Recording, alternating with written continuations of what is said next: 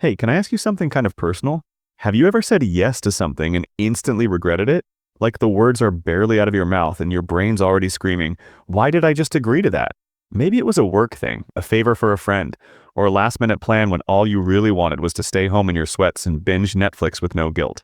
But you smiled, nodded, and said, sure, no problem, even though deep down it was a problem. For you. Yeah, I've been there more times than I can count. And honestly, it took me a long time to realize this. Saying yes all the time doesn't make you kind. It makes you exhausted. Today, I want to talk about one of the most powerful tools we all have, but most of us are kind of scared to use. The word is no. Tiny word, big freedom.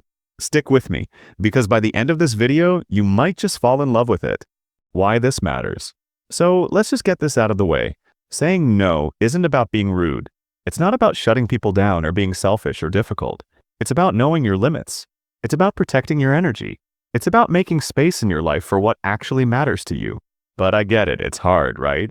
We're taught from a young age to be agreeable, especially if you're someone who likes to keep the peace. Maybe you're the dependable one in your group, the yes person, the fixer, the one people count on to step up when nobody else does. And there's nothing wrong with being reliable or generous. But if you're constantly pouring from your cup without ever refilling it, eventually, you run dry. I didn't realize how bad I was at this until I found myself burnout, resentful, and weirdly disconnected from the life I was living, even though on the outside it looked like I was doing everything right. It wasn't until I started learning how to say no that I actually started saying yes to the life I really wanted. The wake-up moment. I remember this one weekend, classic story. I had planned a solo day. No obligations, no noise, just me, my favorite playlist, and a book I'd been trying to finish for months. I was so excited, like full-on child on Christmas morning excited. And then a text popped up. It was a friend asking if I could help her move. She was stressed, last minute, and I could feel the guilt trip oozing through the screen. I totally understand if you can't, but it would mean so much. You're honestly the only person I can count on. Cue the guilt. Cue the pressure. And guess what I said? Yeah, of course. What time should I be there? Yep, again. I showed up. I smiled. I hauled boxes up 3 flights of stairs. But inside I was annoyed, exhausted, and disappointed in myself. Not because she asked, but because I didn't check in with myself before I answered. That moment stayed with me. It wasn't about moving boxes. It was about the fact that I hadn't yet learned how to draw the line. And that's when it clicked. Every time we say yes to something we don't really want, we're saying no to ourselves. Let that sink in for a sec. Why we struggle to say no. So why is it so hard? Well, for starters, nobody wants to be the bad guy. We want to be liked. We want to avoid conflict. We don't want people to think we're flaky, selfish, unreliable. And for some of us, it goes even deeper. Sometimes saying yes becomes our way of seeking validation, like, if I say yes, they'll appreciate me. If I say yes, I'll stay needed, relevant, worthy. That was me. And honestly, that's a heavy way to live, because it turns every request into a test of your character. And that's not fair to you or to them. What finally helped me was this idea. Boundaries are not walls, they're doors. And you get to decide who walks through and when. Saying no doesn't slam the door in someone's face. It just keeps you from swinging it wide open every time someone knocks. What happens when you start saying no? Now, here's the magic part. When you start saying no, even just a little, you create this beautiful ripple effect in your life. You get your time back. You get your energy back. You start reconnecting with your own needs, your passions, your peace.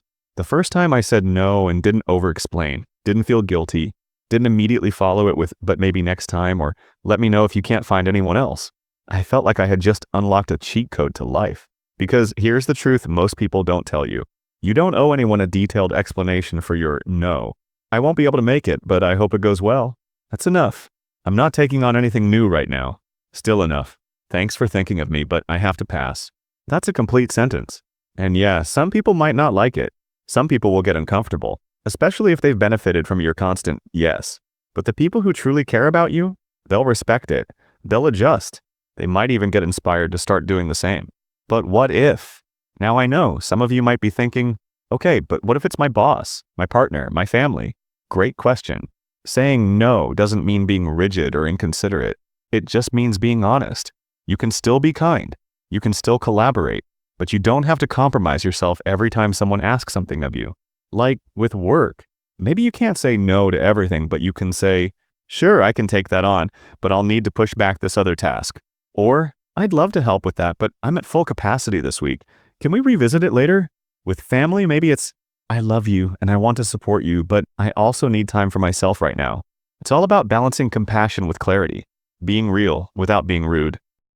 The deeper win, a more fulfilling life. And here's the coolest part. Once you get the hang of it, saying no starts to feel like a gift.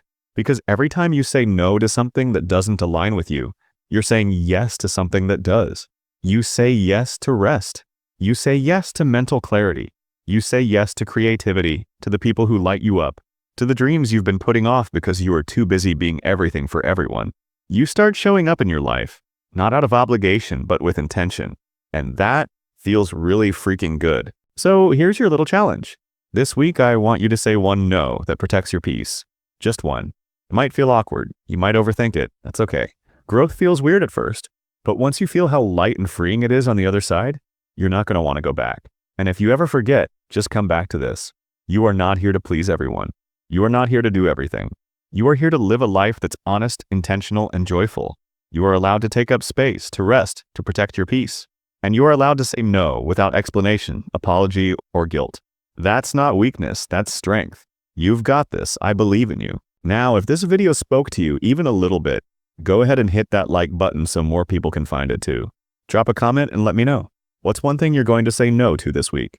I'd love to hear your story. And hey, if you want more videos like this, all about living with more intention and less overwhelm, make sure to subscribe and turn on that little bell so we can keep having these real, unfiltered conversations. Until next time, protect your peace. Say your no's with love. And remember, a full life doesn't come from doing it all. It comes from doing what matters most and letting the rest go. Talk soon, friend.